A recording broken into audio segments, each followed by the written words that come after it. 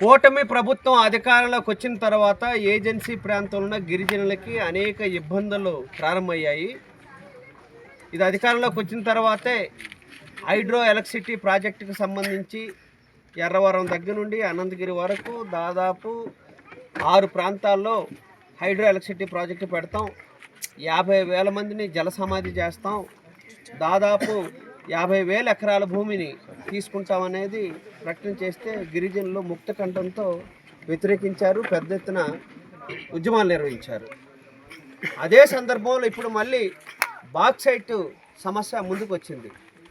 మనందరికీ తెలుసు 2007లో బాక్సైట్కి సంబంధించి ఆ రోజు ఎన్ఎండిసికి 33 ఏళ్ళు లీజు ఇవ్వటం జరిగింది.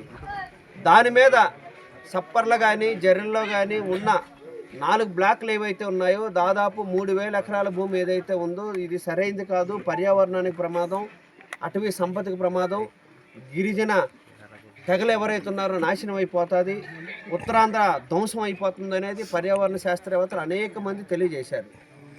ఆ సందర్భంగానే ఏవైతే జీవోలు ఉన్నాయో జీవోలు రద్దు చేశారు తప్ప పర్యావరణ అనుమతులు రద్దు చేసిన సందర్భం లేదు. ఈరోజు కూడా ఏజెన్సీ ప్రాంతానికి సంబంధించి పర్యావరణ అనుమతులు ఏవైతుందో కేంద్ర ప్రభుత్వం అనుమతులు అట్లాగే పెట్టింది.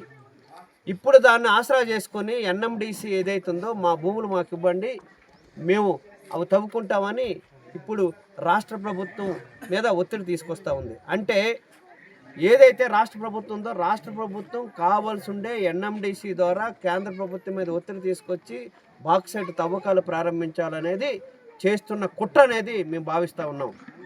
ఎందుకంటే ఇది తూర్పు కనుమల్లో ఉంది. బాక్సైట్ అనేది విషతుల్యమైనది. ఒకవేళ బాక్సైట్ తవ్వకాలు జరిగితే గోదావరి, తాండవ ఏదైతే సహజ వనరులుగా ఉండే జలవనరులు ఉన్నాయో అవన్నీ కలుషితమయ్యే పరిస్థితి వచ్చేస్తుంది. ఉత్తరాంధ్ర ధ్వంసం అయిపోతుంది. రైతులు ఎవరైతే ఉన్నారో రైతుల పంటలు పండడానికి కూడా అవకాశం లేని స్థితి వచ్చేస్తుంది. అంటే ఒకవైపున గిరిజనులకు నాశనం చేస్తారు, ప్రకృతి సహజసిద్ధంగా ఉండే సంపదను నాశనం చేస్తారు. ఇంత కుట్రపూరితంగా వ్యవహరించడం అనేది సరైనది కాదు అని సిపిఎం పార్టీ భావిస్తుంది. ఇప్పటికైనా రాష్ట్ర ముఖ్యమంత్రి గారు, ట్రైబల్ అడ్వైజరీ కమిటీ, అట్లాగే గిరిజన మంత్రి గారు ప్రకటించాలి. అది అసెంబ్లీ సాక్షిగా ప్రకటించాలని సిపిఎం పార్టీ డిమాండ్ చేస్తూ ఉంది. ప్రభుత్వం తీసుకొచ్చిన క్రిటికల్ మైనింగ్ పాలసీలో బాక్సైట్ని చేర్పించి బాక్సైట్ తవ్వకాలు చేపట్టడానికి అనుమతి ఇచ్చే విధంగా మోడీ ప్రభుత్వం పావులు కదుపుతుంది. వాటిని దృష్టిలో పెట్టుకొని గతంలో బాక్సైట్ తవ్వకాల కోసం ఆంధ్రప్రదేశ్ ఏపీఎండిసికి 30 సంవత్సరాలు అటవీ పర్యావరణ శాఖ మంత్రిత్వ శాఖ ఇచ్చిన అనుమతి ఇంకా బ్రతికే ఉంది. ఈ అనుమతి నేపథ్యంలో మాకు మైనింగ్ చేపడతాం, బాక్సైట్ చేపడతాం, మాకు అనుమతి ఇవ్వండి అని చెప్పి కేంద్ర ప్రభుత్వానికి ప్రభుత్వం విజ్ఞప్తి చేసినట్టు మనం అందరూ చూస్తున్నాం. కానీ ప్రభుత్వం ఈరోజు లేదు కాదు అని చెప్పి బుకాయిస్తున్న పరిస్థితి మనం విన్నాం.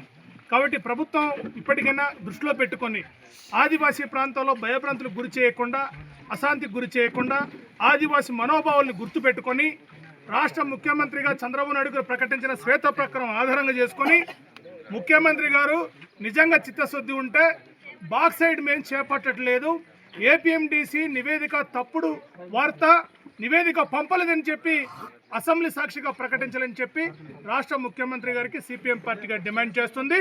ప్రభుత్వం కానీ బాక్సైట్ పట్ల పునరాలోచన చేస్తే ఆదివాసులు మరింత ఉధృతంగా తిరుగుబాటు చేసి తిప్పికొడతారని చెప్పి ప్రభుత్వానికి హెచ్చరిక జారీ చేస్తున్నాం.